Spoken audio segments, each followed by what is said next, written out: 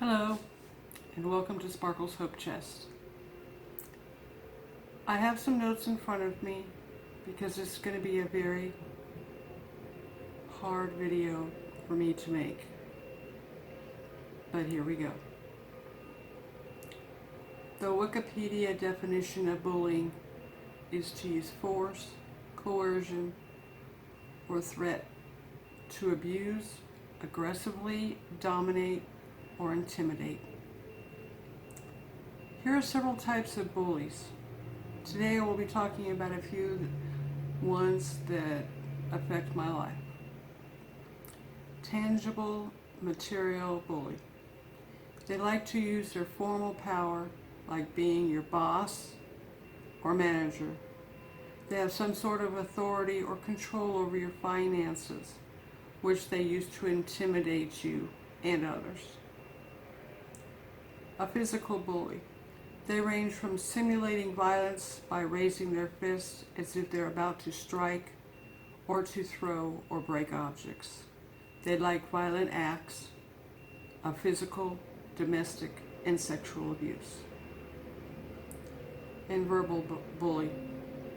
They intimidate you with verbal words that hurt and anger you or put you down, send you into depression. And here today, you will experience what I have been going through for approximately the last 5 years. These bullies love to use power over you at all times. If they're lonely or upset, they seek you out to take things out on you. My life for the last 5 years or so has been living with a bully. She was my client. I was hired to live within the house and take care of her, cook for her, and help with things she could not do for herself. I quit a very good job to come live and take care of her and to help her out. As these years passed, the bullying got worse. I moved in the house. It was a mess, but I started to clean it up. She had just lost her mother, and she was in depression also. But still, there was no reason for being a bully. Once it was pretty much in order again, the problems started. I got blamed for everything and everything that went wrong around there. I would do the dishes. She would come behind me and dirty them all back up again and say, "Why haven't the dishes been done?" I would do laundry, and she would bring me clothes that were nowhere to be found and said, "Why didn't you wash these clothes of mine?" I seemed to not be able to satisfy her needs around the house. During this time, I lost all my friends, all my close friends. She would either tell me to hang up the phone, she needed me to do something right away, or just grab the phone out of my hand and hang it up and put it out of sight. Yes, I was afraid of her, and I knew I could not fight her off. Even when my friends would ask me to drink coffee with them, I would have to later tell them something came up and I could not make it. I want to tell my story here today because I feel others need to understand. If they were going through something like this right now, you are not alone. There is help out there. People that can help. Tell a friend, a family member, a counselor. If you do go to church, tell your pastor or some religious person in your life.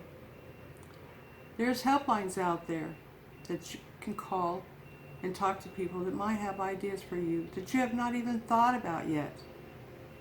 There's also the suicide prevention helpline. If you feel there is nothing you can do, call them. Their number is 800-273-TALK. Below I will leave some links of places that can help you if you are dealing with a bully at this time. Please call or talk to someone that can help you. I was very lucky. My daughter came and she rescued me from the situation. She'd been trying to do this for years, and I kept saying, "It's not that bad, it's not that bad." Till finally I realized the lady I was living with was selling the house. She wanted to move back to California. She wanted to go back there to get her eyes fixed and have her sister take care of her, like I wasn't taking care of her. But she sold the house and told us to start packing. So she started packing all her stuff. I was not wanting to go. I wanted to stay in Texas. But I got to the point that I didn't feel like I had a chance to be able to stay in Texas. That I was going to have to go to California. And I did not want to go. It was not someplace I wanted to go. There was nothing there for me. And that's where my daughter came in.